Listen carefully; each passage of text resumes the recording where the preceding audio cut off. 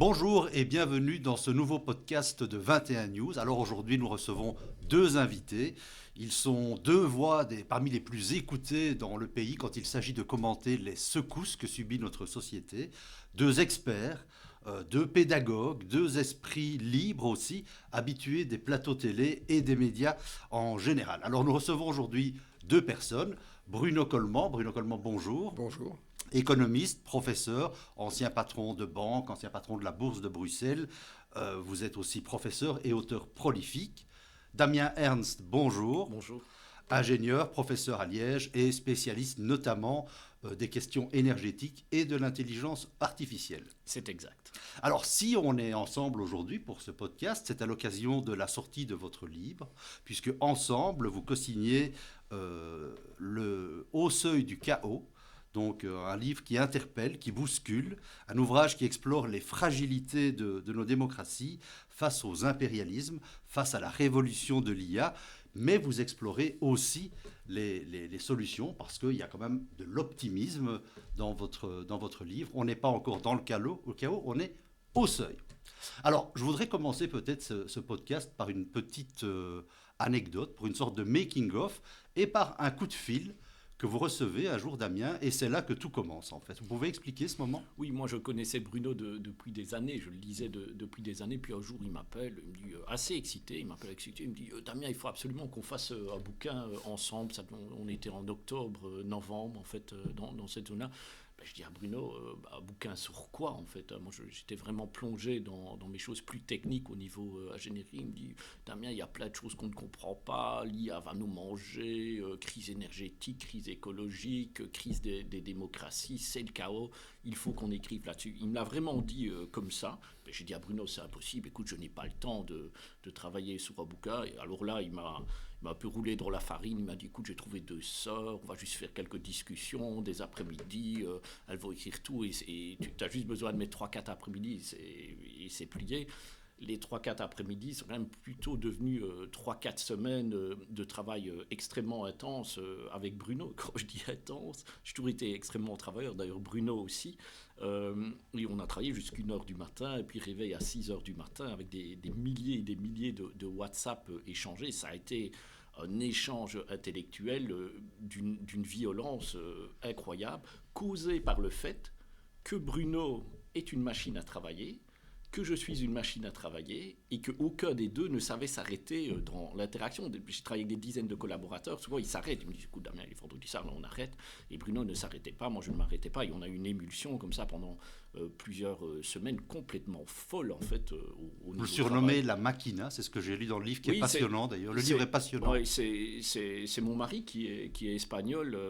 Bruno m'appelait quand même très souvent, moi aussi, donc il voyait le téléphone qui sonnait, il me disait El Machina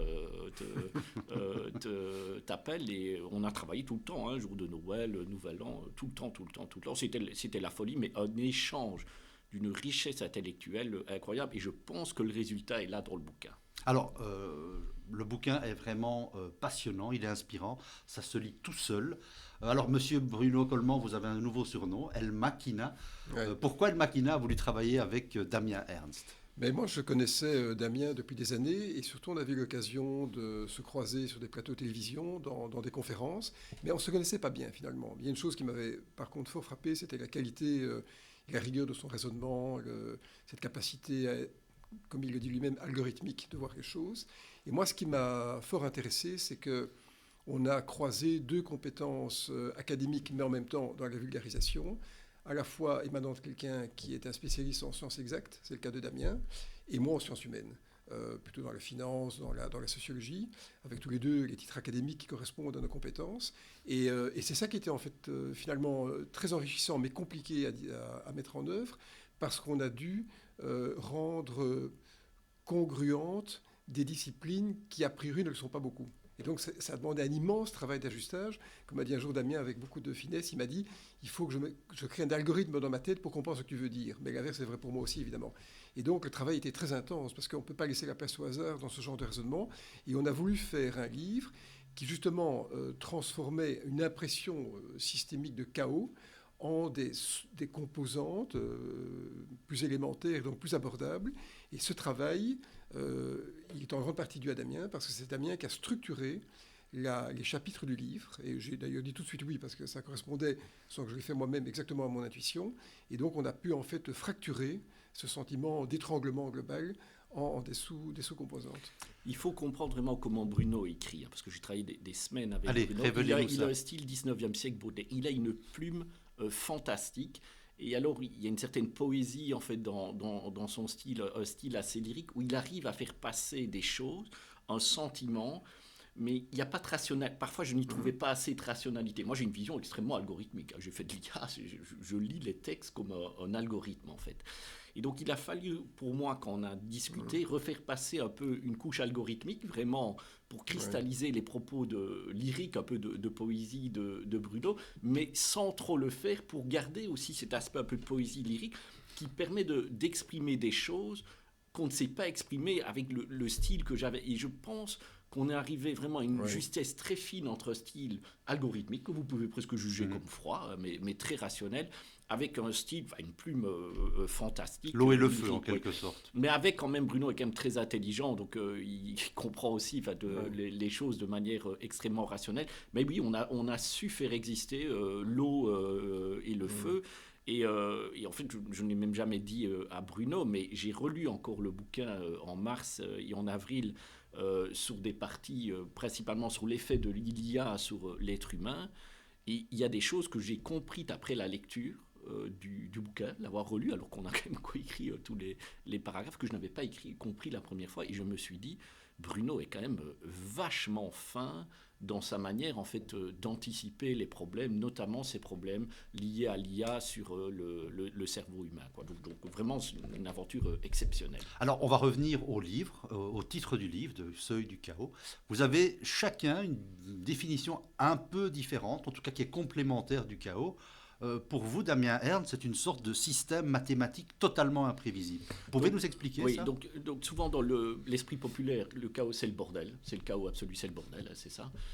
En mathématiques, un système chaotique est un système qui dépend tellement des conditions initiales qu'un tout petit changement dans les conditions initiales, que vous ne savez jamais mesurer effectivement, peut changer complètement le comportement du système. Donc typiquement un système climatique est un système chaotique, raison pour laquelle vous ne savez pas prédire le climat à plus de 10 jours, vous arriverez peut-être à 15 jours dans le futur, mais comme ça dépend terriblement de l'état à un instant donné, qu'un tout petit changement peut faire complètement bouger la dynamique du système, vous ne savez pas le prédire.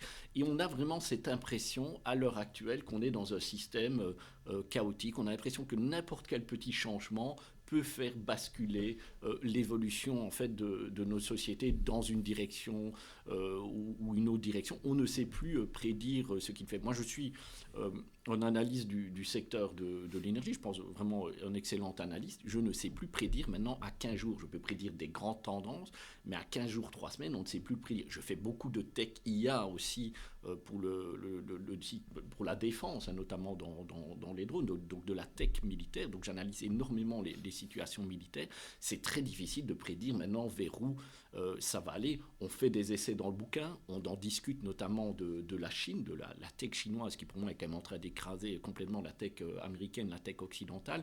De là on peut en inférer en fait des dynamiques en fait au niveau international, mais ça reste très compliqué. Donc c'est vraiment chaotique dans le sens on ne sait pas de quoi demain sera fait. Bruno Coleman, pour vous, le chaos, c'est un choc systémique de grande ampleur. C'est ce qu'on traverse aujourd'hui ? Oui, et c'est un choc systémique. Et donc, le principe d'un choc systémique, c'est qu'on ne peut pas le diversifier. Il touche le système dans sa globalité. Raison pour laquelle on ne peut pas le regarder de l'extérieur, mais qu'on doit l'appréhender de l'intérieur. Et finalement, décomposer ces éléments en partant d'un constat quasiment empirique et, on va dire, inductif. Mais moi, finalement, la trame que j'ai voulu apporter dans le livre, contrairement à Damien, qui a un esprit extrêmement analytique, c'est plutôt une sorte de mélancolie de civilisation. D'abord, une différence d'âge qui nous caractérise. Européenne ? Européenne ou mondiale, c'est-à-dire que j'ai sans doute... la différence d'âge explique peut-être d'ailleurs les choses, puisqu'on a quasiment 15 ans de différence. Mais moi, ce qui me frappe, c'est que la prévisibilité qu'on a pu connaître, qu'on a pensé pouvoir connaître depuis un certain nombre d'années, aujourd'hui est mise en cause, et qu'on voit qu'on a l'IA, Damien y a fait référence, qui est vraiment un changement anthropologique de l'humanité, avec des conséquences qui sont inouïes. Et je pense souvent, d'ailleurs, voire tous les jours, à mon grand-père, qui était né en 1899, qui a 10 ans a entendu parler de Blériot qui avait traversé la Manche, mais aurait-il pu penser à l'âge de 10 ans qu'exactement 60 ans plus tard, quand il a eu 70 ans, 2 hommes allaient marcher sur la Lune? Probablement pas. Et donc on est dans des développements absolument prodigieux qui vont, parce qu'ils sont anthropologiques, bousculer toutes les métriques sociales, fiscales, la valeur du travail, la valeur du capital, auxquelles on est habitué. Donc c'est vraiment un monde où il y a des fractures très très importantes, et on a voulu décoder ces fractures, apporter des éléments de solution. On n'a pas apporté des solutions à tout, parce que sinon c'est qu'on connaîtrait l'avenir, ce qui n'est pas le cas, mais on a voulu décomposer. Ça, c'est la meilleure façon, je pense, d'appréhender un problème, c'est de le casser en petits morceaux pour être capable après de refaire une synthèse globale des choses. Décomposer, et alors aussi je trouve une originalité de ce bouquin, souvent vous avez des bouquins qui sont écrits par des économistes, des politiciens un peu péremptoires, j'ai raison, mon analyse est la bonne, et ils s'avancent beaucoup trop loin, je trouve le bouquin profondément inintéressant. Ici, comme c'est une discussion où chacun imposait ses garde-fous à l'autre, il n'y a pas de propos péremptoires, c'est une discussion avec ses doutes. Et alors, comme on aborde différents aspects en fait de la société, je trouve que non seulement il y a des doutes, donc c'est pas péremptoire, on ne fait pas cette erreur-là, mais en plus on offre cette grille d'analyse transversale. On aborde plein de problèmes. Et je pense que la lecture du bouquin, l'écriture en tout cas, m'a permis de comprendre plein d'enjeux de la société et beaucoup de décisions qui sont prises en fait au niveau gouvernemental, que ce soit en Belgique, que ce soit en France ou aux États-Unis, qui finalement s'impose dans cette grille d'analyse. Et j'aimerais bien même que les hommes politiques du pays le lisent, parce que je pense qu'ils comprendraient beaucoup mieux, ils sauraient beaucoup mieux justifier, par exemple, les décisions qu'ils prennent, notamment en réforme des pensions. Quand vous lisez le bouquin, vous remarquez que c'est presque une fatalité, que vous devez réformer ce système qui n'est plus tenable, qui étouffe toute une jeunesse. C'est presque une fatalité de devoir taxer en fait le capital. On va y revenir. Avant d'entrer vraiment dans le vif du sujet, je voudrais que, de manière très synthétique, vous me donniez les 3 mots, ou en tout cas les 3 éléments qui nourrissent aujourd'hui le chaos. Intelligence artificielle. En un. Ça c'est clair. Développement des clean tech. Ça c'est clair. Sachant qu'intelligence artificielle et défense, c'est terriblement lié. Et démographie. Oui, moi je ne vais pas m'opposer à Damien, je vais compléter la liste. Je garderai IA, je parlerai de contrat social et aussi de justice générationnelle, intergénérationnelle, parce que c'est un aspect qui est souvent gobé. On observe une situation en T0, comme on dit, mais on n'appréhende pas bien la perception qu'a la génération qui va nous succéder peut avoir des actes qu'on pose maintenant. Et on ne comprend pas bien non plus quelle est la projection des actes qu'on met en œuvre dans le futur. Donc, ce sont des éléments qui se complètent finalement. Et je compléterai, si je peux ajouter quand même un 6e mot pour éviter que l'IA soit un épithète commun, je dirais, ou un mot commun, je dirais État stratège. Eh bien, ça tombe bien parce que nous allons aborder dans la suite de notre discussion tous ces aspects. Alors, on va parler du chaos, on va commencer par là. Et aujourd'hui, au cœur du chaos, il y a l'Europe, l'Union européenne, telle que nous la connaissons. Alors, dans vos échanges, il ressort que c'est une union qui est nostalgique, qui est affaiblie, qui est à la traîne militairement, politiquement et économiquement. C'est difficile pour l'Union aujourd'hui d'exister, pour l'Europe d'éviter ce chaos. Elle est plus qu'au bord du chaos, l'Union européenne aujourd'hui. Mais moi, je l'ai analysé sous les lentilles, sous le prisme en tout cas de la technologie. L'Europe a arrêté de faire de la technologie il y a 10-15 ans. Elle s'est enfermée dans un rêve de décroissance. Elle a même vu la technologie comme quelque chose de mauvais, qui n'était pas une solution au problème écologique, qui était le problème écologique en lui-même. Elle a arrêté de faire de la techno depuis 15 ans, complètement. Elle s'est excusée quand elle faisait de la technologie. Résultat, on a pris un retard technologique colossal par rapport aux Américains, par rapport aux Chinois. Et voilà, on est dans une situation maintenant économiquement, technologiquement, je trouve extrêmement précaire en Europe, avec certainement 10 à 15 ans de travail qui seront nécessaires, avec une politique très forte pour revenir avec le contrôle des stacks technologiques qui permettent à une société moderne en fait d'être indépendante et souveraine. Donc on a fait plein d'erreurs. On est tombé dans qui a instillé cette culture de la décroissance? Il y a des responsables quand même. On est tombé dans le luxe en fait du riche en fait.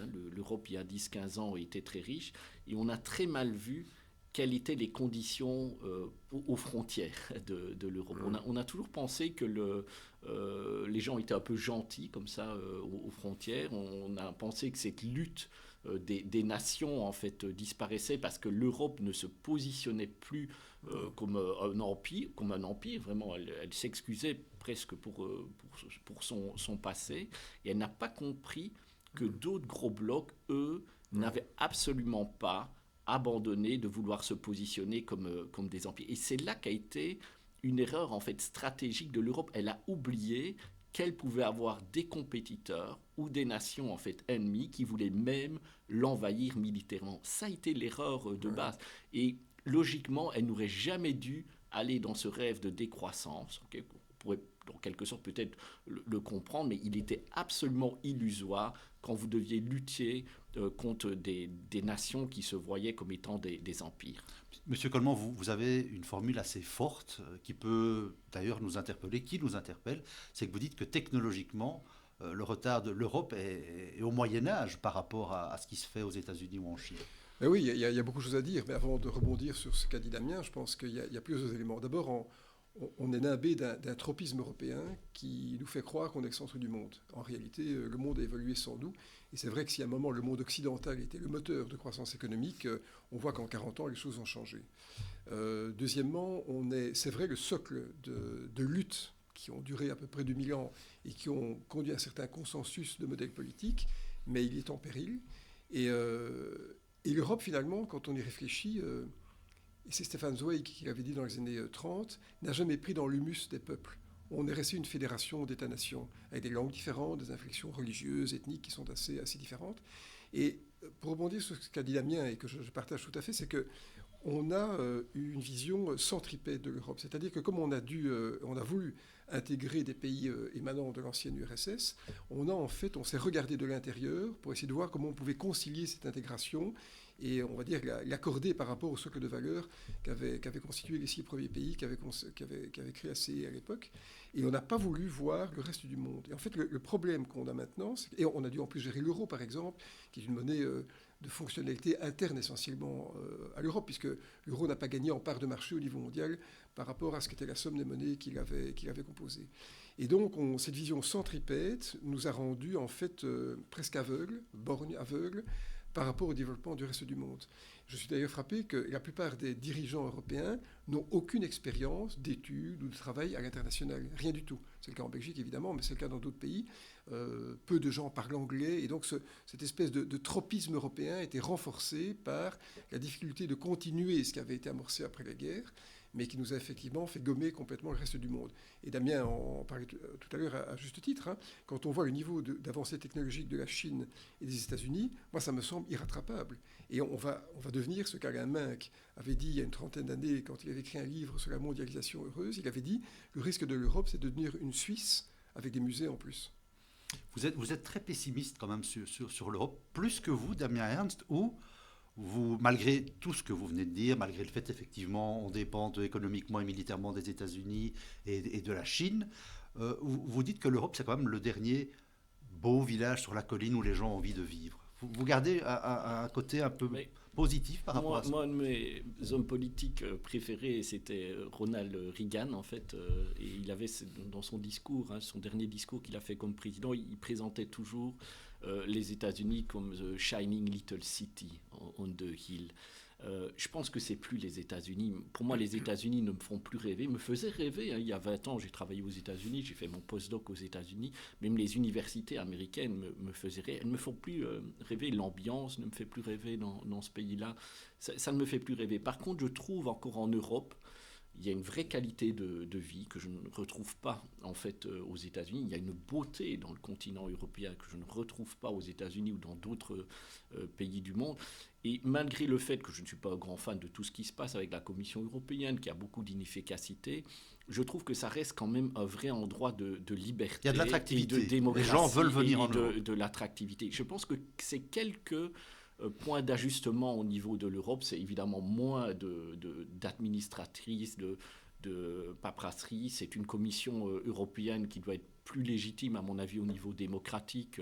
Il faudrait pouvoir voter directement pour les représentants de cette commission européenne. Mais je trouve que parfois, même pour l'Europe, cette partie très distribuée en fait, du pouvoir des pays évite d'avoir des basculements un peu trop rapides comme ceux qu'on observe en fait aux États-Unis à l'heure actuelle. Donc moi j'aime beaucoup en fait cet endroit qu'est l'Europe, j'ai envie de le défendre, mais pour le défendre, il faut savoir faire des diagnostics durs, et un des diagnostics durs, c'est qu'on est trop faible militairement, on est trop faible technologiquement, et dans l'histoire en fait de l'humanité, chaque fois que vous êtes faible, technologiquement ou militairement, vous disparaissez. Et on a beaucoup de références en fait aussi historiques au bouquin. Dans le bouquin, il y a notamment un chapitre en fait qui parle de Taïwan, qui va bientôt redevenir chinois. On fait beaucoup de références aussi à des éléments militaires en fait du passé, où on montre à chaque fois qu'être faible militairement conduit à la disparition en fait d'un pays. Vous êtes très impressionné par la Chine et vos propos impressionnent aussi parce que vous dites économiquement, ils sont très forts, démographiquement, mais vous parlez aussi d'un risque impérialiste, c'est-à-dire peut-être même d'une menace chinoise. C'est quelque chose qu'on ne voit pas ? Mais je pense que militairement, la Chine est numéro 1 au niveau tech. Les États-Unis ne savent plus suivre. Ils ont encore des systèmes d'armement assez sophistiqués qui fonctionnent bien, mais ils ne savent pas les produire en quantité. Et regardez, par exemple, je vais vous donner un exemple concret au niveau des chiffres. Les Ukrainiens ont développé une tech militaire maintenant qui est excellente, testée sur champ de bataille, dû au conflit avec les Russes. Ils produisent 3 millions de drones par an. C'est colossal. La Chine a une capacité de production qu'on estime à 3 milliards. 3 milliards. Donc l'Ukraine est maintenant la première armée d'Europe. Okay. La Chine a une capacité de production en drone qui est 1000 fois 3 millions, 3 milliards, 1000 fois la capacité de production ukrainienne. On ne saurait rien faire. Si la Chine décidait d'envahir Taïwan, on ne saurait rien faire. Les États-Unis sont déjà, rien qu'avec leur petite aventure en Iran, sont déjà quasi à court de munitions. Donc la Chine, maintenant, est numéro 1 du monde au niveau militaire. Et on voit bien qu'au niveau militaire, on en parle dans le bouquin, que la nouvelle bombe atomique, c'est de l'intelligence artificielle avec des masses de drones. Mais ça a toujours été comme le cas militairement. Vous pensez avoir une tech qui est super bonne, puis à un moment donné, vous dormez un peu et vous faites dépasser. Bruno Coleman, on parle souvent de réindustrialiser l'Europe. Or, on en a parlé pendant le Covid, on en parle, on ne voit pas grand-chose venir. C'est un doux rêve, c'est encore faisable à l'époque de l'IA de réindustrialiser l'Europe ? Non, c'est pas un rêve, c'est une utopie aujourd'hui, parce que ce qu'il y a, c'est qu'on n'a pas de politique industrielle au niveau européen. En fait, pourquoi ? Parce qu'on est un assemblage d'États-nations, parce que les industries de base ne sont pas publiques mais privées, et d'ailleurs légitimement, et que la Commission européenne n'a aucun moyen d'impulsion quant à une politique industrielle. Elle a même réfuté d'ailleurs certaines fusions importantes au motif d'une lutte contre les oligopoles, les monopoles, les duopoles. Et donc, c'est là qu'on voit qu'il y a une différence par rapport aux États-Unis et à la Chine. Les États-Unis ont un moteur commun qui est la recherche de l'enrichissement. Alors, on peut en penser ce qu'on veut, mais c'est néanmoins ce qui les motive. Et aux États-Unis, parce que j'ai vécu aussi pas mal de temps aux États-Unis, il y a un alignement entre le privé et le public qui est beaucoup plus intense et robuste qu'on peut l'imaginer. On a l'impression que le capitalisme, c'est la main invisible d'Adam Smith et qu'en fait le secteur privé est tout à fait dissocié du pouvoir politique. Ce n'est pas le cas. Et en Chine, c'est évidemment aussi le cas. Il y a un alignement complet. Ça ramène au fait que dans nos sociétés européennes, on avait, et en Belgique en particulier, cet alignement jusque dans les années 80. Mais on s'est accaparé une partie du néolibéralisme qui a conduit en fait à démanteler les grands monopoles d'État et surtout à fracturer la relation qu'il y avait entre les États, ces fameux États stratèges, et le secteur privé. Donc aujourd'hui, on devrait en fait, en termes économiques idéaux, assister à une immense vague de consolidation industrielle dans tous les domaines. La banque, l'assurance, la métallurgie, la défense, parce que dans un monde qui est globalisé, nos industries deviennent tout à fait lilliputiennes. Elles sont minuscules. On vit dans des rêves ici, en Belgique en particulier, dans des fictions de grandes entreprises. Il suffit de penser à, quand je suis sorti de l'université en 84, on montrait Solvay comme étant une entreprise d'envergure mondiale. La somme des deux composants de Solvay fait moins de 10 milliards d'euros par rapport à 4 000 milliards pour des entreprises de la tech aux États-Unis. Donc voilà, on ne parle même plus des mêmes métriques. Et donc ce qui veut dire que sans cette vague de consolidation industrielle qui malheureusement est inhibée par le fait qu'on a des États-nations et donc des concurrences entre États, on n'arrivera pas, pour répondre à votre question, à réindustrialiser l'Europe. Et je ne parle pas simplement d'industrie lourde, je parle de tous les domaines où une consolidation pourrait être envisagée. Et donc il y a un chapitre dans le bouquin, évidemment je ne veux pas interférer avec votre conduite allez-y. de l'interview, mais il y a un chapitre dans les bouquins sur les clean tech qui me permet de revenir sur ce que Bruno disait. Moi je rigole toujours, je vois en Europe, j'aime bien les clean tech, donc c'est les PV, les batteries, tout ça, je vois des petits groupes de chercheurs fort sympathiques, fort compétents, où ils sont à 8 à 10 dans un lab, et déjà monter en Europe un lab de 8 à 10 en universitaire, c'est quelque chose de bien. Ils essayent de construire des cellules pour des batteries. Mais pour moi, ce financement, c'est un financement qui est perdu. Pourquoi ? Parce que vous avez des géants chinois, je pense notamment au géant CATL qui fait des batteries, qui a 40% du marché de batteries.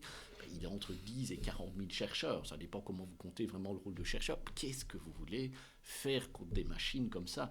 Donc les Chinois, ils ont surtout réussi parce qu'ils ont vu gros. Et même au niveau recherche en Europe, on est trop fragmenté, on ne voit pas assez gros. Ce n'est pas en finançant 5, 10, 20 personnes que vous maîtrisez une pièce de techno. C'est des milliers, des dizaines de milliers. Et c'est pour ça que l'Europe, en fait, ne va pas se redresser rapidement technologiquement, parce que vous devez même entraîner ces générations, en fait, de chercheurs. Et là, on voit que l'Europe est un peu prise de panique. Elle ne veut même plus de la recherche, elle veut directement de l'industrialisation du produit. Comme ça, on a presque l'impression parfois d'avoir au niveau européen maintenant, en termes de politique industrielle ou politique de recherche, un gars désespéré en casino qui va jouer ses derniers euros sur le numéro 25 à la roulette pour essayer de se refaire. Donc voilà, on a plus l'impression d'avoir une politique industrielle en mode panique, plutôt quelque chose de bien pensé qui doit se penser sur une génération. Alors, le deuxième gros chapitre, et peut-être le plus important, en tout cas c'est le premier mot que vous avez utilisé, c'est l'IA. C'est vraiment la révolution de l'IA. Et dans votre livre, il y a des formules, il y a des diagnostics qui sont totalement éclairants. Par exemple, est-ce qu'on prépare une société où les machines travailleront pendant que les humains deviendront inutiles ? Qui veut réagir à ça ? Je pense, je disais... Moi, c'est réel, c'est le risque. En tout cas, il y a une fracture dans l'humanité. On a eu 3 grandes révolutions industrielles. D'abord l'agriculture, il y a 7 000 ans avant Jésus-Christ, plus ou moins la machine de Watt, fin du XVIIIe, avec toutes les sous-révolutions industrielles qu'il y a eu en termes énergétiques, le pétrole après le charbon.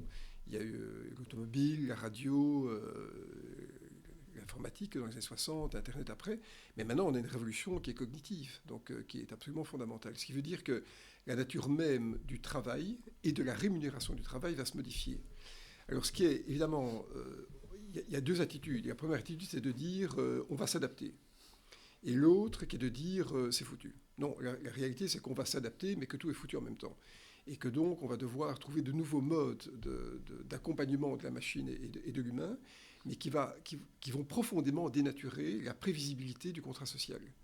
Et donc, à l'extrême, on pourrait penser qu'à un moment, comme pour répondre à votre question, plus personne ne travaille. Et d'ailleurs, quand il y a une révolution industrielle, la première intuition, erronée d'ailleurs, c'est de croire que le capitaliste va s'accaparer tous les gains de productivité, mais auquel cas il n'y aurait plus personne pour acheter ce qu'il produit. Mais le partage des gains de productivité va être fondamental. Et derrière ce partage des gains de productivité, je disais, il y a le contrat social, il y a le contrat fiscal, il y a le système éducationnel, il y a la solidarité intra- et intergénérationnelle. Donc, on est devant quelque chose de massif, et ça se passe en quelques années. Parce que les révolutions industrielles préalables ont mis de nombreuses années. Chaque fois, un peu moins de temps, évidemment. 30-40 ans pour la machine à vapeur, des milliers d'années pour l'agriculture, selon les régions. Mais ici, on a vu que ChatGPT, en quelques 2 ans, avait quasiment conquis le reste du monde. Et on est au début de cette mutation technologique. Alors, il y aura d'autres choses qui vont arriver, les ordinateurs quantiques, la fusion nucléaire, plein de choses vont arriver maintenant avec un rythme de croissance. Et donc, on doit penser à nos sociétés de demain. Qu'est-ce qui va les animer et quel est le projet de société dans cette nouvelle configuration ? Mais vous évoquiez le contrat, le pacte social. Moi, j'irais plus loin. Je parlerais du pacte fiscal, parce qu'aujourd'hui, notre fiscalité, depuis la Seconde Guerre mondiale, elle repose sur la taxation du travail. S'il n'y a plus d'ouvriers, ou presque plus, qui va financer les États ? Voilà, donc tant la sécurité sociale que la fiscalité sont essentiellement fondées sur un prélèvement sur le travail. Donc c'est une logique manufacturière qui date d'après-guerre et en plus qui s'était cristallisée dans un contexte de pyramide des âges qui était pyramidale. Aujourd'hui, on a une pyramide des âges qui est une poire inversée. On a une chute très importante de la natalité, il ne faut pas l'oublier, ce qui veut dire que pour les jeunes, la perception... La grève des ventres que vous évoquez dans votre livre. Oui, alors c'est un thème qui est un tout petit peu, que je nuance beaucoup dans le livre. Je nuance beaucoup dans le livre parce que je ne veux pas du tout mettre en œuvre un propos sexiste, loin s'en faut. Mais il y a quand même une chute de la natalité et on peut comprendre que des jeunes, voyant la projection de la société, commencent à être interpellés. Mais ce qu'on voit surtout, pour répondre à votre question, c'est qu'à niveau mondial, la proportion des revenus du capital augmente de manière, on va dire, quasiment monotone depuis 40 ans, au détriment de la part des revenus du travail. Ce qui veut dire que si à un moment, et ce sera le cas, l'intelligence artificielle accentue cette tendance, comme Internet l'a fait il y a maintenant 30-40 ans, et que la part des revenus du travail humain diminue, on va devoir délocaliser le prélèvement vers les entreprises, avec une sorte de cotisation sociale ou d'impôt payé par les entreprises à la place du travailleur. Mais dans une économie mondialisée, il faut savoir que la démocratie d'un pays s'arrête à ses frontières. Donc, on voit, et ça rejoint tout à fait ce que Damien disait tout à l'heure, que si ce sont des groupes américains ou chinois qui s'accaparent des gains de productivité, nous n'avons aucun moyen, à part dans des flux de consommation digitale, de capturer une partie de la richesse qui est aspirée. Et pour ceux qui ne sont pas convaincus de cette réalité, il faut regarder les cours de bourse de ces grandes entreprises, qui sont faramineux, j'y ai fait référence. Qu'est-ce que c'est un cours de bourse? C'est l'anticipation actualisée des bénéfices futurs des actionnaires. Donc quand une entreprise vaut 4 000 milliards, 3 000 milliards, 2 milliards, que sais-je, c'est que le marché boursier, et ayant dirigé la bourse, j'ai tendance à croire qu'il y a une certaine véracité qui vient du marché boursier, le marché boursier considère que c'est bien l'actionnaire qui va s'enrichir, peut-être pas au détriment du travailleur, mais je dis, moi, certainement au détriment du travailleur. Alors, Damien Ernst, par rapport aux bénéfices faramineux que font et que vont sans doute faire ces géants de l'IA, vous dites que ça pose quand même une question sur la taxation, et vous dites que la taxation plus forte des richesses générées et captées par les entreprises de la tech sera inévitable. Oui, tout à fait. Et moi, je suis un technologue, donc je vois les choses apparaître, je vois les véhicules autonomes apparaître. Donc là, les chauffeurs de véhicules, ça disparaît comme boulot. Les petits boulots vont être remplacés par des humanoïdes, les gens qui nettoient les bureaux. Vous développez ça, les robots, les humanoïdes. Oui, les humanoïdes se fait remplacer. C'est pas de la fiction, ça va arriver? Non, ça arrive. C'est déjà là. Ouais, c'est déjà là. Enfin, moi, je suis fort actif dans l'écriture d'articles scientifiques. Bon, on sait maintenant qu'ils sont écrits avec de l'IA. Une thèse sur 5 de doctorat qui est déposée pour analyse. Une thèse sur 5 est écrite avec de l'IA en grande partie. Donc l'être humain, même en termes d'écriture, est en train de perdre sa place. Et alors il y a une partie, je trouve, qui est quand même fort intéressante dans le bouquin, vous ne l'abordiez pas. On ne parle pas juste de la partie productivisme en fait de l'IA, on parle aussi de l'interaction de l'IA avec l'individu. Moi je discute souvent avec mes collègues qui sont d'éminents professeurs. On voit par exemple les jeunes ne savent plus penser en fait, puisqu'ils ont outsourcé en quelque sorte. Ça vous le constatez à l'université? Il y a vraiment une accélération exponentielle. Il y a une accélération des deep thinkers, des jeunes qui savent vraiment analyser des problèmes, écrire par eux-mêmes, il n'y en a plus puisqu'ils ont chaque fois demandé à l'IA d'écrire. Comment vous faites alors pour essayer de... allez, hors micro, on peut le dire, vous nous aviez expliqué que lors des examens, vous cuisiniez les gens sans notes. Oui, donc je ne veux plus de... Enfin, je travaille beaucoup avec... moi, j'ai une énorme activité de recherche, donc je travaille beaucoup avec des doctorants, des post-docs. Je ne fais que discuter avec eux. Je ne veux plus de support écrit quand ils m'expliquent leurs choses. Je veux qu'ils élaborent dans leur tête un fil de raisonnement qui a un sens. Donc ça a complètement changé le mécanisme d'interaction qu'il faut mettre en place.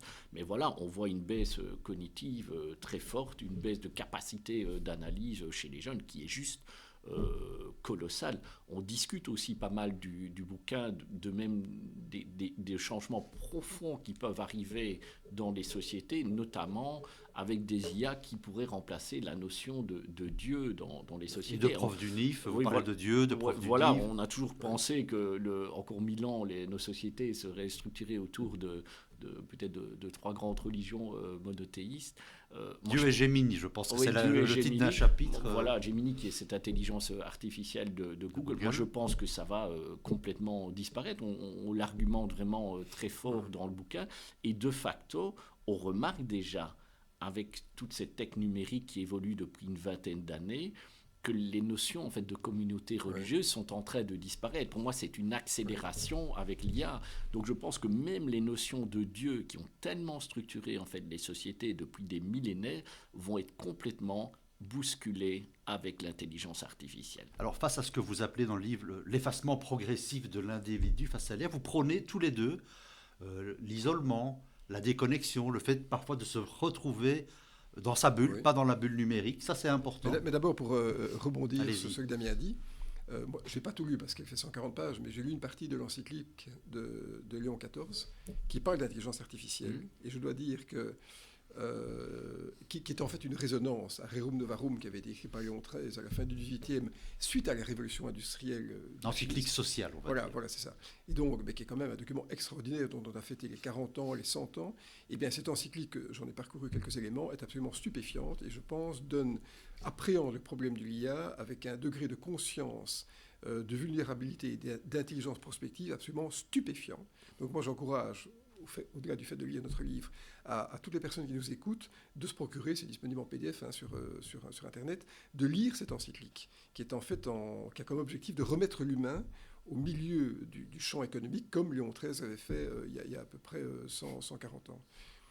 Et oui, je pense qu'on doit dans les... Se reconnecter, se recentrer oui, sur soi-même. c'est-à-dire que je dis à tous mes étudiants, à toutes les personnes auprès desquelles je fais des conférences, et j'en fais 4-5 par semaine, qu'en fait, dans ce monde qui nous assaille, qui nous étrangle, d'abord, il faut garder beaucoup de calme, et il faut se former, il faut développer son intelligence, sa capacité de jugement, son humanisme, qui est en fait l'apprentissage à apprendre, et qu'on doit développer ce que moi j'appelle une intuition éduquée, au sens de Bergson ou de Jankélévitch, c'est-à-dire qu'on doit avoir dans sa tête une carte spatio-temporelle des événements, des pays, de tout ce qui a pu toucher l'humanité, pour que tout élément d'information puisse être punaisé au bon endroit et afin d'éviter qu'on ait un chaos mental. Et donc ça demande finalement un peu de retrait. Je sais que Damien le fait plus régulièrement que moi, mais je vais le faire plus souvent dans les prochains mois, un peu de retrait par rapport à l'agitation du monde pour être en paix personnellement, mais tout en pouvant prôner cette exigence d'érudition. Aujourd'hui, avec les moyens de connaissance qui sont à notre disposition, on peut devenir paresseux, c'est-à-dire tout déléguer à des agents IA. Voilà. Mais bon, ça ne va pas faire de nous des humains. Ça ne va pas faire de nous des décideurs, des personnes qui sont à hauteur de femmes et d'hommes capables de regarder le futur. Donc on doit absolument se former beaucoup plus qu'avant. Et moi je considère qu'aujourd'hui on doit se former 2 à 3 heures par jour. C'est-à-dire qu'on doit accumuler à peu près, je sais pas, 1200, 1400 heures de formation. Ça veut dire quoi? Lire, apprendre? Ça veut dire, le matin on peut écouter de la musique et c'est très bien d'ailleurs, moi j'aime ça beaucoup aussi, mais on peut aussi écouter des informations à la radio, contradictoires. On doit lire des journaux. À titre personnel, moi je suis abonné à 6 journaux. Donc je prends du temps et parfois ça m'oppresse aussi d'avoir ce temps. Mais c'est vrai qu'un peu au détriment des loisirs, mais on doit être capable, si on veut en plus porter une parole publique, de déployer cette capacité d'érudition. Sinon, dans ce monde où les machines pourraient, et en partie Damien l'a dit, nous remplacer, on ne vaut plus rien. Et je le dis à tous les jeunes, quand ils sont diplômés, ça ne fait que commencer. Ça ne fait que commencer. Vous aussi, Damien Ernst, vous avez votre petite retraite comme ça, où vous dites que c'est là que vous êtes le plus productif, le plus créatif. Oui, moi je parle, il y a un chapitre consacré à l'anisme. Bon, en Espagne, je pense. 6 semaines de retraite là, bon, c'est perdu dans la Sierra de la Norte, une petite maison.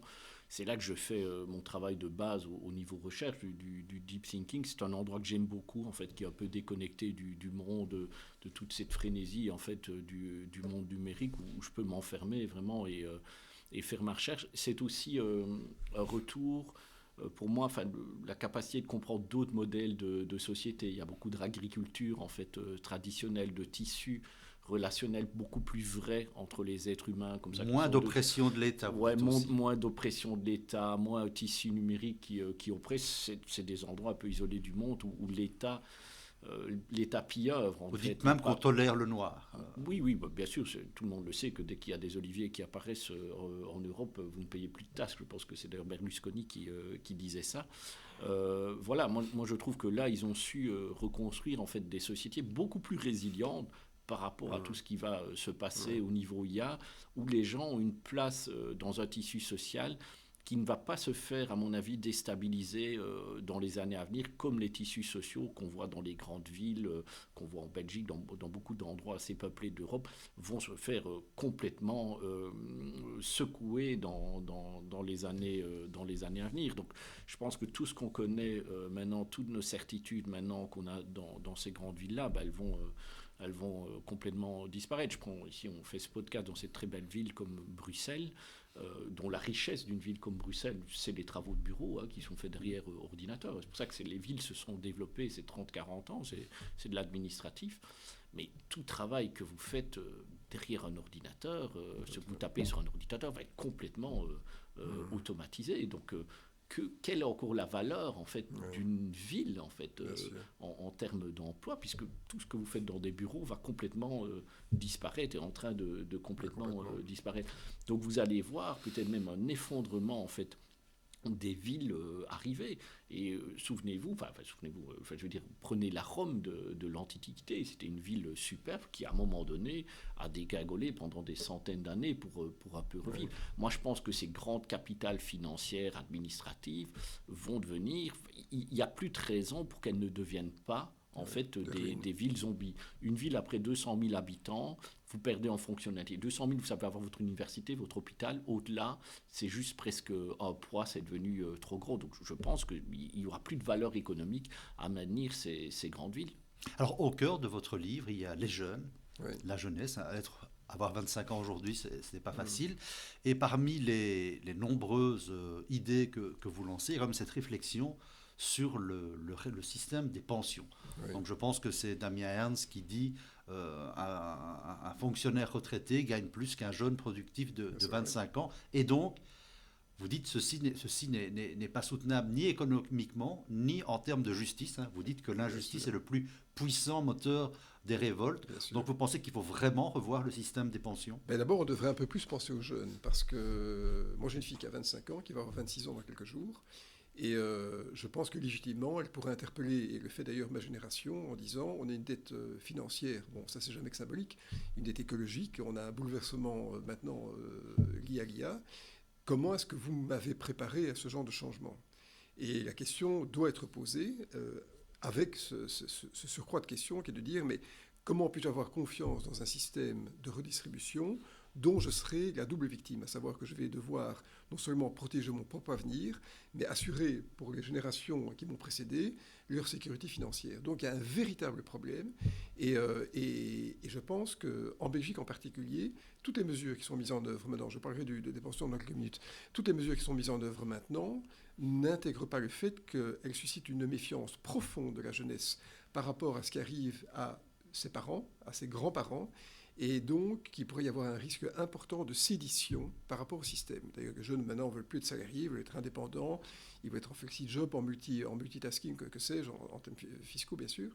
Et donc il y a une interrogation sociétale extrêmement importante. Alors, les pensions, c'est important parce que tout était fondé sur un système de répartition. Donc on ne cotise pas pour soi, mais pour les personnes qui sont en retraités, comme on cotise de manière intragénérationnelle pour les personnes qui sont malades et au chômage. Mais il est clair, et donc on doit assurer cette protection qui était promise.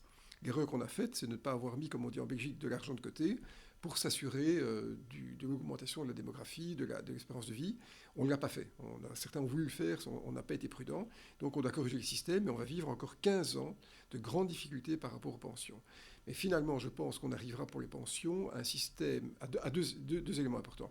D'abord, progressivement, et on y arrive d'ailleurs de manière un peu insidieuse, à une sorte d'allocation universelle, c'est-à-dire qu'il y a une convergence des pensions vers un montant moyen, médian, qui rabote les hautes pensions, mais qui, insuffisamment d'ailleurs, revalorise les basses pensions. Ce mouvement-là est déjà en marche ? On le voit déjà maintenant. On en discute dans le bouquin. Oui. Ça arrive, donc les grosses pensions commencent à être majorées. Moi j'ai une pension qui sera à la moitié celle de ma mère.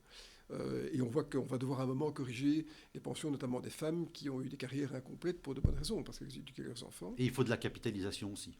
Et l'autre élément, c'est que on doit introduire de la capitalisation, mais de manière progressive et sur le temps long. Parce que si une carrière complète fait 45 ans, on ne peut pas du jour au lendemain changer le système. On a besoin d'avoir un demi-siècle devant nous, ce qui est en fait la durée de travail.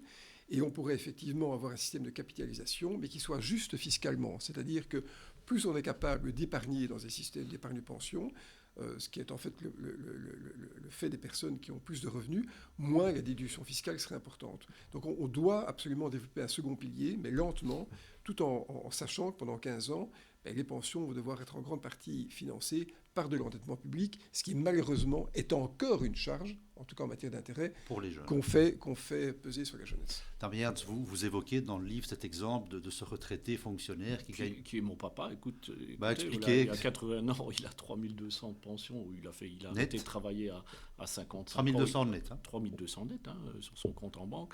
Moi, quand j'engage des jeunes en thèse, comme ça, qui sont des jeunes brillants, ils ont un salaire de 2700, 2000. C'est injuste, les retraités gagnent trop. Oui, j'ai pas dit qu'ils gagnent trop, mais par rapport aux jeunes, bien sûr, qui gagnent trop. Et moi, je suis tout le temps en contact avec des jeunes. Dans mon groupe de recherche, la moyenne d'âge, c'est peut-être de 26, 27 ans. Ils ne comprennent pas pourquoi. On parle de réforme des pensions, donc il y a une cible vers laquelle ils vont arriver vers 65 ans. Ils ne comprennent pas pourquoi tout le monde se met d'accord sur leur cible, qui va être moins qu'un fonctionnaire, qu'un pensionné à l'heure actuelle, mais qu'on n'ose pas retoucher les droits acquis des pensionnés. Mais ça n'a aucun sens, en fait. J'avais encore vu une petite vidéo sur le web d'un politicien de première ampleur en Belgique dire on ne va pas toucher aux droits acquis des pensionnés. Mais attends, ils ont des droits acquis qui sont plus élevés, en fait, que la cible vers laquelle les autres convergent. Il y a quelque chose qui est absolument injuste là-dedans. Il faut changer brutalement. Moi, je pense que, en gros, sur les pensions, au-delà d'un certain montant, je suis d'accord qu'il ne faut pas faire une chute brutale, mais je pense qu'au-dessus de 3 000 € dans les pensions, maintenant en net, il faut absolument arrêter d'indexer ça. Donc maintenant, on est encore un peu trop élevé, donc il faut arrêter d'indexer les pensions de plus de 3 000 € pour retoucher, en fait, retrouver des marges budgétaires au niveau de l'État. Sinon, le reste des fonctions de l'État vont être complètement étranglées. Et dans ce que je dis, c'est pour défendre, en fait, ces pensions-là, parce que si vous continuez à étrangler les autres parties de l'État, parce que cette charge de pension, vous ne savez pas la contrôler, vous mettez même en danger le financement en fait, de ces pensions-là. Vous êtes d'accord avec ça, M. Colbert ? Non, pas totalement. Je comprends ce qui anime les propos de Damien. Effectivement, les pensions les plus importantes doivent être sans doute tempérées, mais ce qui me semble... Non indexées ? On peut désindexer, c'est le cas d'ailleurs à partir d'un certain montant. Et ce sera le cas de manière récurrente. Il y a 2 sauts d'index, mais finalement, il y en aura de multiples qui vont suivre. Moi, ce qui me semble plus important, c'est de s'assurer que les personnes puissent avoir une vie décente à la retraite. Or, quelqu'un qui a pas une carrière complète, qui a eu des revenus faibles, ne peut pas, en tout cas à Bruxelles, puisque c'est l'endroit dont on parle maintenant, payer un loyer s'il n'est pas propriétaire et ne peut pas s'alimenter correctement. Donc, ce qui veut dire qu'on crée des poches de pauvreté, de précarité extrêmement importantes sur les personnes âgées, sachant qu'en plus que toute morbidité augmente avec l'âge et que donc les problèmes s'accumulent les uns aux autres. Mais j'attire quand même attention sur ce qu'a dit Damien. Il se fait que quand quelqu'un va dans une maison de soins, donc a besoin de soins, c'est pas une maison de repos, c'est pas pour se reposer, c'est aussi pour avoir des soins et donc une assistance à la personne, et bien rapidement ça coûte plus que 3 000 € par mois.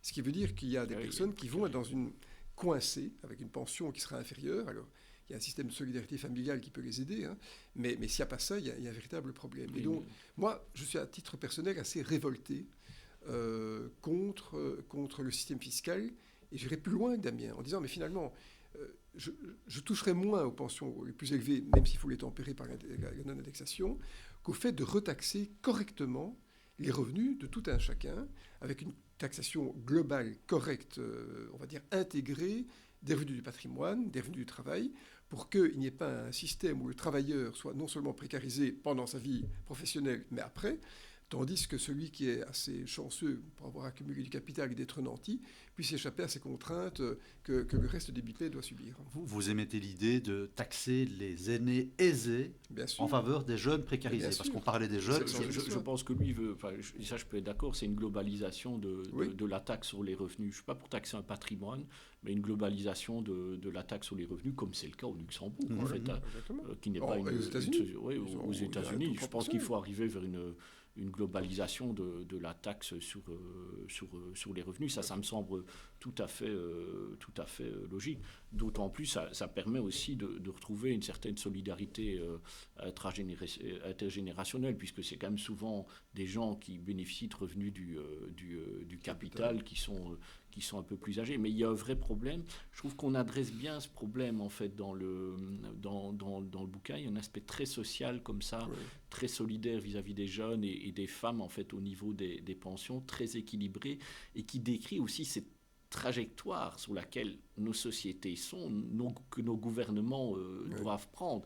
Donc on voit que trop souvent, je trouve qu'au niveau politique, quand on parle de réforme des pensions, de réforme fiscale, il y a un jeu politique qui se crée en disant c'est des salauds, ils veulent nous enlever des acquis ou des choses, des droits, sans voir en fait que ces droits, quand vous avez droit à quelque chose, c'est quelque chose d'autre qui paye. Bien et sûr. Ça nous amène à cette notion de Nicolas qui paye, qui est aussi fort abordée dans le bouquin. Donc je trouve que... Rappelez un peu ce que c'est le phénomène. Nicolas qui paye, c'est un phénomène qu'on a vu émerger sur les réseaux sociaux il y a un an.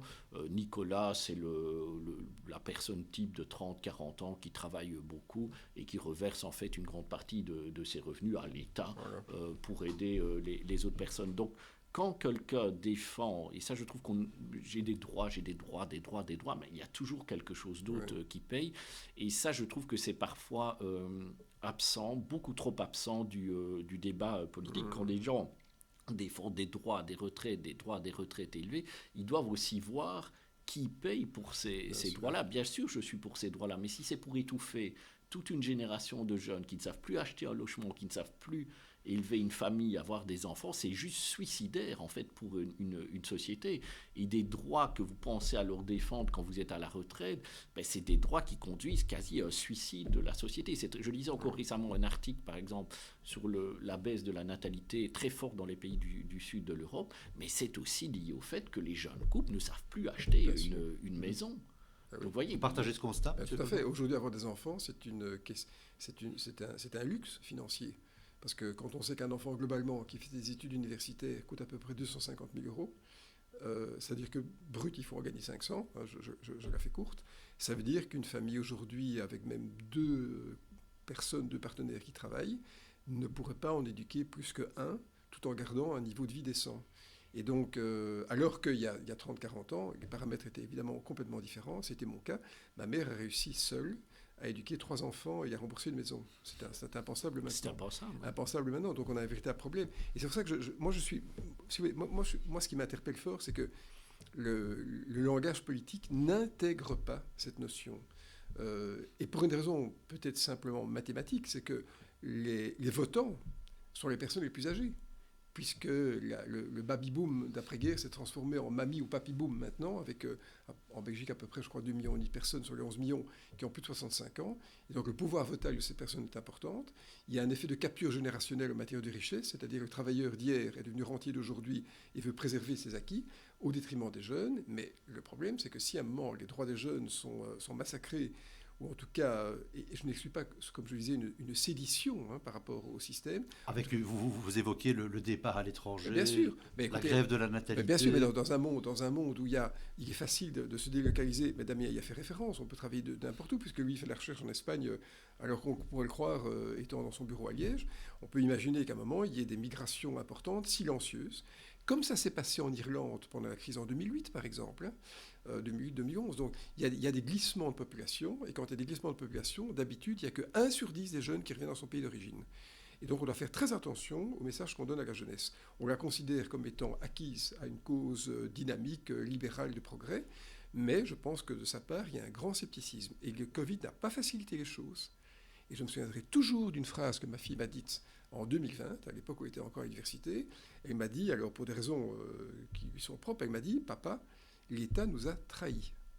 Quoi qu'elle ait voulu dire. Mais donc, et c'est là que j'ai senti qu'il y avait quelque chose qui se passait. Les meilleurs au niveau tech, et j'en connais, maintenant ils partent à l'étranger. Voilà. Ils partent à l'étranger. Systématiquement. Avant, nous, on commence même à avoir des problèmes de recrutement des meilleurs dans les facultés d'ingénieurs ou au niveau prof, parce que le salaire de prof n'est même plus avantageux. Avant, on pouvait encore leur promettre une belle pension par la suite. C'est là qu'il y a une contradiction peut-être entre mes propos, mais vous n'arrivez plus à les attirer. Moi, quand j'ai un postdoc qui va à l'étranger dans un lab en IA, il va gagner en net, on va parler net, 2 fois mon salaire que j'ai comme prof, 2 à 3 fois mon salaire en net.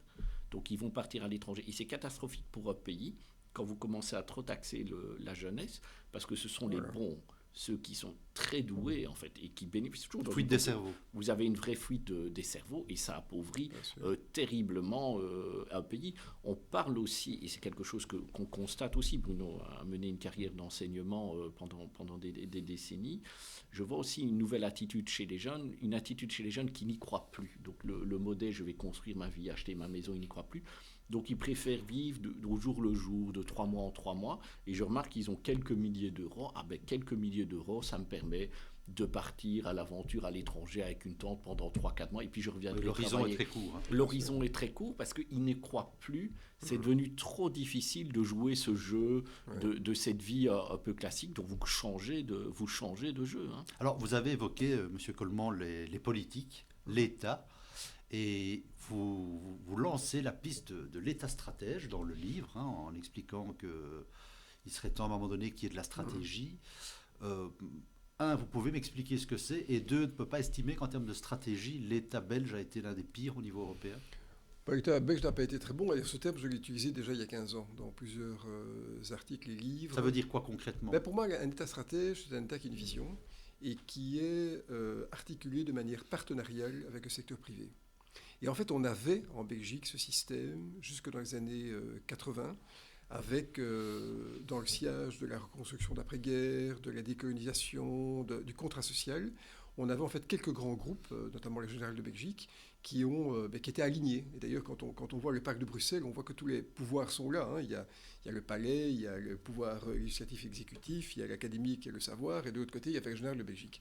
En 88, quand il y a eu l'OPA sur le général de Belgique, et moi je situe la perte de l'État stratège à ce moment-là, donc il y a quasiment 40 ans, il y a eu un détricotage du lien privé-public. Par exemple, tout ce qui est centrale nucléaire en Belgique a été conçu dans un partenariat intelligent entre le secteur privé et le secteur public. Tout ça s'est détricoté.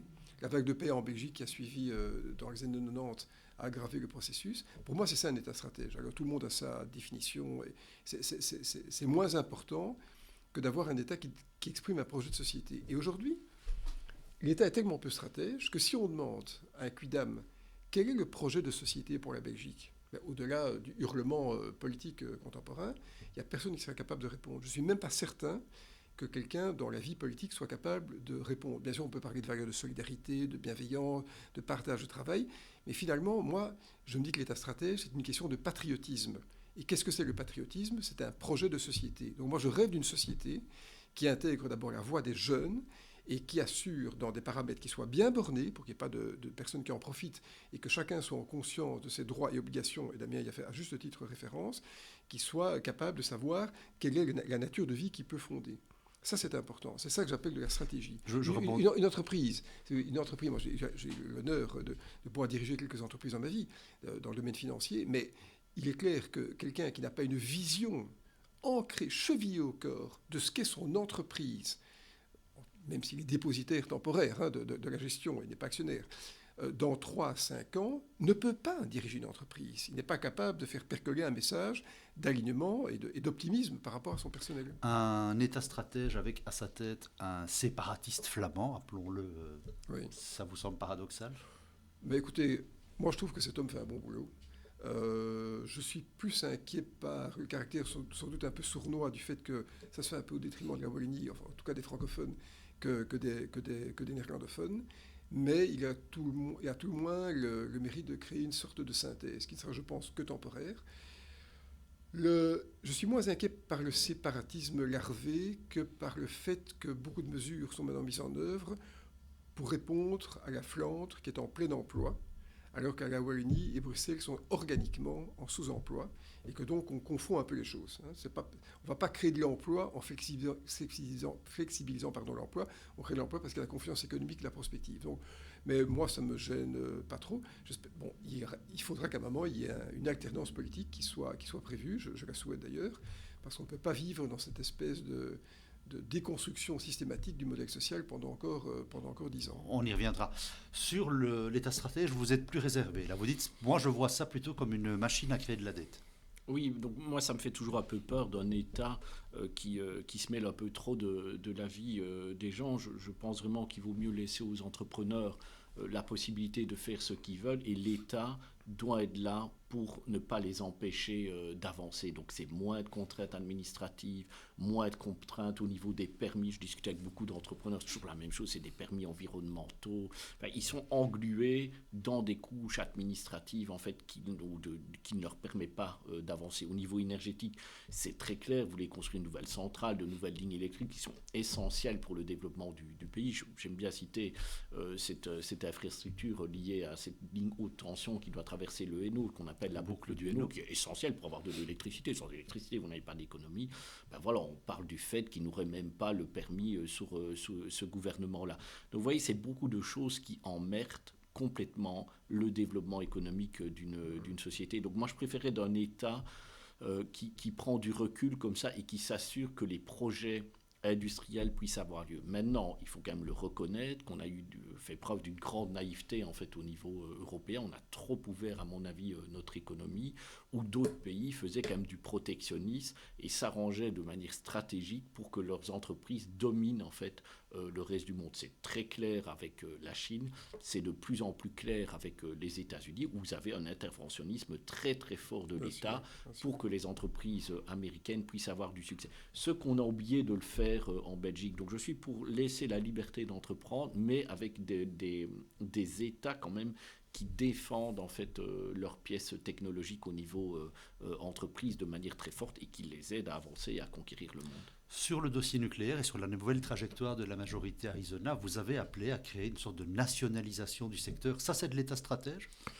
Mais moi, ça fait longtemps que je le dis que le nucléaire est une énergie d'État. On est sur une constante de temps de 100 ans. Pour une centrale nucléaire, 20 ans, même un peu plus, 15 ans pour la construction, 80 ans pour l'opération, 10-15 ans pour le démantèlement, 110 ans, c'est une énergie d'État. Les sociétés privées ne travaillent pas avec cette constante de temps. Et puis, vous ne pouvez pas prendre un risque par rapport à l'État qui peut changer en fait sa réglementation vis-à-vis du nucléaire, qui peut ou pas vous accorder un permis, c'est beaucoup trop dangereux. Donc ça doit être une histoire d'État. Donc la nationalisation en fait de cette activité nucléaire est une bonne chose, et de toute la périphérie des centrales nucléaires, en ce y compris les bureaux d'études et les petites boîtes qui font des pièces technologiques nécessaires pour le fonctionnement des centrales nucléaires, c'est une bonne chose. Donc je suis content qu'ils vont dans cette direction-là. C'était la seule jouable pour pouvoir redévelopper la filière nucléaire. Maintenant, on en discute aussi dans le Tout bouquin. à fait. On va y revenir. Si vous Parfait. parlez de... Parfait. Ok, on va y revenir. Monsieur Coleman, la nationalisation du nucléaire. Moi, je suis d'accord avec Damien. Je pense qu'on est arrivé au pire scénario finalement. On a délégué la propriété des centrales à une entreprise étrangère, sans, ça c'est la faute de Vorostat, sans garder de golden share, c'est-à-dire d'être capable d'impulser, en tout cas d'avoir une influence sur la stratégie. Et aujourd'hui, on en arrive à devoir renationaliser ce qu'on n'a pas été capable de garder au sein du pays. Donc si ça ne sait pas faire preuve de myopie, alors je ne sais pas comment ça s'appelle, mais donc c'est une somme d'erreurs, de jugements erronés. Et je pense que les écologistes, mais je ne serais pas le seul à le dire, portent une lourde responsabilité, parce que même l'Europe a considéré que c'était une énergie propre. Damien, je le dis aussi dans le livre. Oui. Rapidement, on va conclure les clean tech, donc les batteries, les énergies renouvelables. Vous y croyez beaucoup plus que l'avenir du nucléaire, finalement. Mais le fait est qu'on remarque que le panneau photovoltaïque ne coûte plus rien, les batteries non plus. Et donc la combinaison batterie photovoltaïque dans des endroits où vous avez beaucoup de soleil et de la place, il faut quand même beaucoup de place pour collecter les énergies renouvelables. Donc typiquement les pays du sud de l'Europe, c'est la manière la moins chère en fait de produire de l'électricité. On arrive pour un signal contenu de production d'électricité à 70-80 euros par mégawattheure. Et vous dites que l'Europe est super bien armée pour ça ? Ben, au niveau technologique, non, mais je dis que je suis quand même optimiste au niveau énergétique pour l'Europe, puisqu'on voit apparaître en fait un mix PV, batterie et gaz en fait pour l'Europe, gaz pour les mois d'hiver, qui va être relativement bon marché. Je sais qu'on parle beaucoup du prix assez élevé du gaz maintenant lié à cette crise dans le détroit d'Ormuz, mais pour moi c'est un épiphénomène, tellement on développe du gaz aux États-Unis, en Argentine, en Australie, en fait au Canada. Donc je pense finalement que la crise énergétique européenne va se résoudre de par elle-même d'ici 2028-2029. Et l'avantage très compétitif que les États-Unis ont au niveau énergétique par rapport à l'Europe va en tout cas au niveau de l'électricité s'effacer d'ici 2-3 ans. On aura un gaz bon marché. Je le vois retourner à 15-20 euros par mégawattheure et on bénéficiera, comme tout le monde dans le monde, de ces techs chinoises PV plus batterie. Ce à quoi on doit faire attention, c'est maintenant ramener des usines de batterie, ramener des usines de PV au niveau européen. On en discute aussi beaucoup dans le bouquin, c'est que quand vous allez vers cette tech, ces clean tech, les éléments critiques sont les mines, en fait, pour fabriquer ces PV et ces batteries, et donc aussi une sécurisation en fait, de toutes les filières minières. Et c'est ce qu'on voit arriver. Hein. Il y a une obsession, par exemple, dans le chef du président américain de mettre la main sur les mines des matières critiques. Trump n'est pas un idiot, c'est peut-être un gars instinctif comme ça qui fait des erreurs, mais il a bien compris en fait que dans un monde en fait où les clean tech vont dominer, c'est ça la contrainte est minière. Il y a un grand chapitre en fait du bouquin où l'on traite effectivement de cette valeur des mines dans un monde qui change énormément. Et je voudrais dire à tous les lecteurs potentiels du livre que les propos de Damien en matière énergétique sont percutants, interpellants, éclairants, et que j'ai été extrêmement surpris d'apprendre énormément de choses. Parce qu'on a tendance à reléguer Damien à un pro-nucléaire, mais non, c'est beaucoup plus riche que ça comme pensée. Je confirme, notamment sur les clean tech. Et je dois dire que j'ai été vraiment subjugué par la profondeur de l'analyse, qui est tout à fait hors du champ classique dans lequel on veut ranger les personnes. Dernière question pour vous, Monsieur Coleman, et on pourra aussi demander l'avis de Monsieur Hans. On a beaucoup parlé de politique.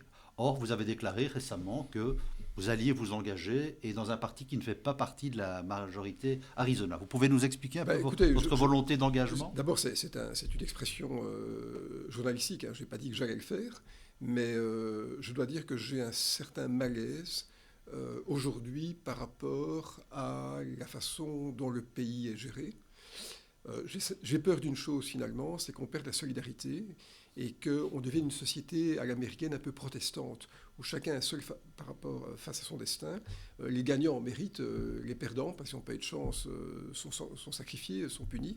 Et je n'ai pas envie de cette société parce que je suis moi-même, et je l'ai oublié pendant trop longtemps d'ailleurs, un enfant de l'État-providence. Sans l'enseignement gratuit, sans être boursier à l'université, je n'aurais pas pu redéployer de la connaissance. Et d'ailleurs, incidemment, c'est la raison pour laquelle tout ce que j'ai transmis comme connaissance, que ce soit sous forme de dizaines de bouquins, d'articles, de conférences, tout a toujours été fait gratuitement, parce que j'ai reçu l'enseignement gratuit de la part de l'État. Je suis très reconnaissant par rapport à l'État. Donc cette volonté d'engagement politique. Oui, et donc ce sera une volonté qui ne sera peut-être pas sur des listes électorales, mais je veux continuer à défendre des valeurs de solidarité et de bienveillance dans quelque chose qui sera peut-être plus articulé que simplement ma propre solitude. Vous êtes un homme de gauche aujourd'hui, M. Coleman ? Je suis un homme du milieu, finalement. Je crois que je me considère comme étant un humaniste d'abord, social, simplement en résonance à ma propre histoire. Damien Hans, votre nom a souvent été associé à des fonctions de ministre, de député, plutôt dans un autre camp, plutôt dans le camp libéral. On vous verra un jour en politique ? Je vais quand même répondre en deux temps à la question. Moi, j'ai beaucoup travaillé avec M. Coleman sur ce bouquin. Je suis un libéral, hein, je suis membre du AMER, je n'ai pas peur de le dire. J'ai vraiment en moi cette pensée libérale que pour moi un chercheur doit avoir, hein, il doit être libre. Mais je serais très heureux en fait que M. Coleman soit sur les bancs d'un Parlement. En fait. Voilà, une invitation. Je le souhaite vraiment, et je souhaite vraiment ça ferait du bien, vous voulez dire, au monde tous les partis belge. politiques de le mettre dans une place éligible en fait. Pourquoi ? Parce qu'il sait réfléchir, ok ? Et c'est un homme de dialogue et qui sait aller réfléchir en profondeur. Et c'est parfois ce dont on manque en fait dans les parlements à l'heure actuelle. Et je pense que voilà, il faut des profils comme ça en parlement. Et j'encourage tous les partis à le mettre sur une liste en position éligible. J'espère qu'il reviendra au MR, évidemment, bien évidemment. Mais quel que soit le parti, pour moi le parti n'a aucune importance. Il faut évidemment quelqu'un de sa stature et de sa capacité de raisonnement, de dialogue.